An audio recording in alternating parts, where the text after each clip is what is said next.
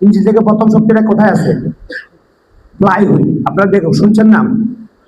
Fly wheel থেকে class plate. আপনারা class দিলে শক্তি সংযোগ হয় এবং সংযোগ বিচ্ছিন্ন হয়। ক্লাস দেন না? পরে আসে ক্লাস প্লেট। ক্লাস প্লেট থেকে আসে কোথায়? গিয়ার বক্সে। গিয়ার বক্সে এবং ফ্লাই হুইলের মাঝখানে কি একটা ভেন্ডিস পিনিয়াম থাকে, এটা কি আপ ডাউন করে। আপনি ক্লাস যখন চাপ দেন, সে কি করে? প্রেসার প্লেটটাকে ধাক্কা দিয়ে পিছনে দিয়ে দেয়, মানে কি সংযোগ বিচ্ছিন্ন করে দেবে। আর যখন আপনি একবার ছেড়ে দেন, তাহলে ওইটা যায় কি ফ্লাই হুইলে লাগে। লাগলে কি ফ্লাই হুইল তো ঘুরতেই থাকে সবসময়। ফ্লাই হুইল সবসময় ঘুরতে থাকে না, ইঞ্জিনের সাথে ফ্লাই হুইল ঘুরে, তাহলে কি সংযোগ হয়ে গেল। এই জায়গা থেকে কি গিয়ার বক্স। গিয়ার বক্স থেকে কোথায় যাবে? Popular shift. বড় গাড়িতে আছে, দেখেন আমরা একটা লম্বা লাইন আছে, দেখছেন? আপনারা দেখছেন এরকম বড় গাড়ি যারা চালান, লাইন আছে, এটা ঘুরে, তখন ইঞ্জিন ঘুরে। পপুলার শিফট থেকে যায় ডিফারেন্সিয়াল, পিছনের চাকায়। ডিফারেন্সিয়াল থেকে কি করে? দুইটা চাকাতে শক্তি ভাগ করে দেয়, তখন চাকা ঘুরবে।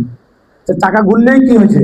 গাড়ি সামনের দিকে আগায়। এখন আমরা যদি এই মাঝখানে যে ডিফারেন্সিয়াল আছে, পপুলার শিফট আছে, এখানে ইউনিভার্সাল জয়েন্ট আছে, এই জয়েন্টের মধ্যে কি নাট আছে, এগুলোর কি পপুলার শিফটের নাট। এই যদি আপনি চেক করে না বাইরে হন, চাকার মতো রাস্তার মধ্যে আমরা কি করলো? পপুলার শিফটটা খুলে পড়ে গেল, অথবা দুইটা নাট লুজ ছিল আর দুইটা নাট টাইট ছিল, ওই দুইটা নাট খুলে পড়ার কারণে ওই দুইটা নাট ভাঙিয়ে পড়ে গেছে। তাহলে কি হবে? পপুলার শিফট ওই জায়গা থেকে আউট হয়ে গেল। আপনার গাড়ি রানিং, ইঞ্জিন ঠিক আছে, চাকা ঠিক আছে, সব ঠিক আছে, কিন্তু শক্তি যাচ্ছে না। এই জিনিসটা যদি আপনি না জানেন, তাহলে দুইটা নাট লাগাইলেই তো আমার গাড়িটা চলবে। এখন আপনি সবসময় কি ছোট গাড়ি চালাবেন? ছোট গাড়ির তো কিন্তু পপুলার শিফট আছে, এটা কিন্তু ছোট, দেখা যায় না নিচু। বড় গাড়িতে দেখা যায়। তা আপনি ইঞ্জিনের থেকে চাকায় কিভাবে শক্তি গেল, এই জিনিসটা যদি আপনি না জানেন, তাহলে আপনি রাস্তায় বিপদে পড়ে যাবেন। এখানে কি পপুলার শিফটের নাটগুলো টাইট দিতে হবে, তাহলে কি আপনার ইঞ্জিনের শক্তি চাকায় ঠিক মতো যাবে। অনেক সময় যে শব্দ আসবে, কি পপুলার শিফট থেকে শব্দ আসে, যখন লুজ হয়ে যায়, ইঞ্জিনের লুজ হয়ে যায়, তাহলে কি আসে? শব্দ আসে। শব্দ আসলে আপনাকে বুঝতে হবে যে আমার শব্দটা কোথা থেকে আসে। পপুলার শিফটের নাট লুজ হইলো না চাকার নাট লুজ হইলো, নাকি সকল জরবার। সকল জরবার চিনেন? যেটা ঝাঁকুনি প্রতিরোধ করে। মোটরসাইকেল যারা চালান, দেখেন সামনে দিকে সকল জরবার থাকে না, ঝাঁকি দিলে ওটা আটকায়। প্রাইভেট কারও থাকে, ট্রাকও থাকে, ট্রাকে কিন্তু সকল জরবার থাকে না, কি কয়েল স্প্রিং থাকে। স্প্রিং দেখছেন? দেখুন চাকার উপরে স্প্রিং লাগানো আছে, আসতে দেখছেন আপনারা? গাড়ি না চালাইলে তো এগুলো দেখার কথা। চাকার উপরে স্প্রিং লাগা থাকার কারণ কি? সে লোড অনেক বেশি বহন করে, এই জন্য তাকে স্প্রিং দেওয়া হয়েছে। আর যেখানে সকল জোড়া দেওয়া হয়েছে কোন গাড়িতে? ছোট গাড়িতে।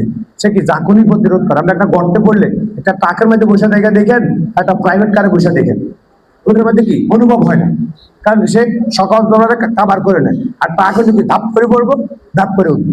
এখন আপনি চালাইতে গেলেও রাস্তায় যখন আপনি গাড়ি চালাবেন, তাহলে ট্রাক চালাইলে আর প্রাইভেট কার চালানোর মধ্যে বেশ কম আছে, বেশ কম অবশ্যই আছে।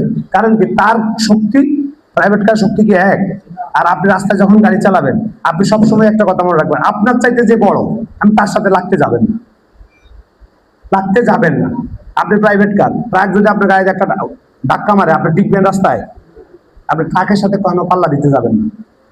হাইওয়েতে বড় যে বাসগুলো আছে, তার সাথে প্রাইভেট কারলে পাল্লা দিতে যাবেন না। মোটরসাইকেলে প্রাইভেট কারের সাথে পাল্লা দিতে যাবেন না। কারণ কি? আপনি ওর সাথে পাল্লা দিয়ে আপনার শক্তি কভার করবে না। অতএব আপনি ওর সাথে ধাক্কা খাইলে ওর কিছুই হবে না, আপনি কিন্তু থাকবেন না রাস্তায়। সবসময় রাস্তায় চলতে গেলে এই জিনিসগুলো কিন্তু খেয়াল করতে হবে।